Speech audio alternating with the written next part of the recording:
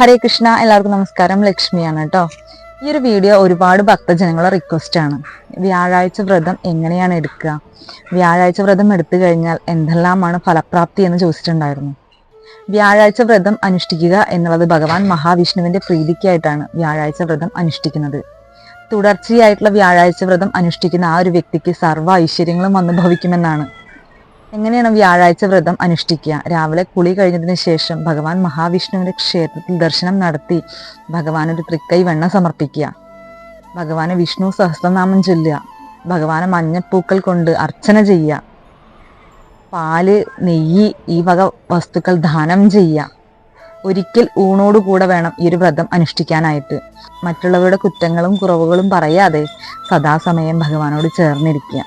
ഈ ഒരു വ്യാഴാഴ്ച വ്രതം അനുഷ്ഠിക്കുക എന്നുള്ളത് സന്താനങ്ങൾക്ക് നല്ലത് വരുത്താനും അതുപോലെ തന്നെ കുടുംബത്തിലെ സർവ്വ ഐശ്വര്യങ്ങൾക്കും വളരെ ഫലം ചെയ്യുന്ന ഒരു വ്രതമാണ് വ്യാഴാഴ്ച വ്രതം. ഭഗവാൻ മഹാവിഷ്ണു സന്താന ഗോപാലമൂർത്തിയാണ്. സന്താനങ്ങൾക്ക് ഉയർച്ചയുണ്ടാകാനും അതുപോലെ തന്നെ സർവ്വ ഐശ്വര്യങ്ങളും വന്നു ഭവിക്കാനായിട്ട് ഈ ഒരു വ്യാഴാഴ്ച വ്രതം അനുഷ്ഠിക്കുക. കണ്ടിന്യൂസ് ആയിട്ട് വ്യാഴാഴ്ച വ്രതം എടുക്കുന്ന ഒരു വ്യക്തിക്ക് സർവ്വ ഐശ്വര്യങ്ങളും വന്നു ഭവിക്കുമെന്നുള്ളതാണ്. തുടർച്ചയായിട്ടുള്ള വ്യാഴാഴ്ച വ്രതം അനുഷ്ഠിച്ചതിന് ശേഷം അവസാനിക്കുന്ന ആ വ്യാഴാഴ്ച ഭഗവാനെ വ്യാഴപൂജ ചെയ്യുക, മഹാവിഷ്ണു പൂജ ചെയ്യുക, വിഷ്ണു സഹസ്രനാമം ചൊല്ലുക.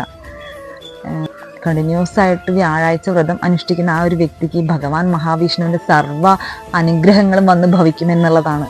അപ്പോൾ എല്ലാവർക്കും നല്ലൊരു വ്യാഴാഴ്ച വ്രതം അനുഷ്ഠിക്കാനായിട്ട് സാധിക്കട്ടെ. സർവം ശ്രീകൃഷ്ണാർപ്പണം മസ്തു. ഭഗവാന്റെ എല്ലാ അനുഗ്രഹങ്ങളും വന്ന് ഭവിക്കട്ടെ.